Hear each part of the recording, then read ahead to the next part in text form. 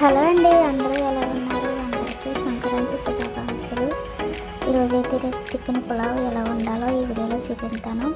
ముందుగా 2 గ్లాసుల బియ్యం బాగా కడిగి పెట్టుకోవాలి. 1 గంట సేపు నానబెట్టాలి. తర్వాత మసాలా సామానాలు, గరం మసాలా, పసుపు, ఉప్పు, కారం, తర్వాత జీలకర్ర పొడి, ధనియాల పొడి, మసాలా దినుసులు, ఒక పెద్ద ఉల్లిపాయ, ఒక టమాటా తీసుకోవాలన్నమాట. తర్వాత నేనైతే బటర్ వేస్తున్నాను, కొంచెం నూనె. ఈ అరబీ వాళ్ళు అయితే కిబిసా అంటారు, ఎక్కువ పచ్చిపూస అంటారు కూడా. మన ఇండియాలో అయితే పులావ్ అంటారు. పులావ్ వేరు, పలావ్ వేరండి. పలావ్ వేరు, వైట్గా ఉంటుంది పలావ్. ఇదైతే పులావ్ అంటారండి, రెడ్గా కొద్దిగా చేసేది.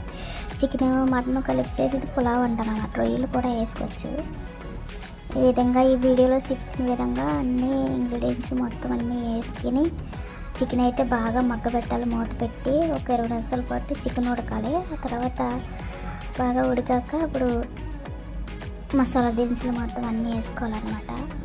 వేసుకున్నాక మసాలాతో మొత్తం కొంచెం ఒక 5-10 నిమిషాలు ఉడికాక తర్వాత బియ్యం వేసుకోవాలి.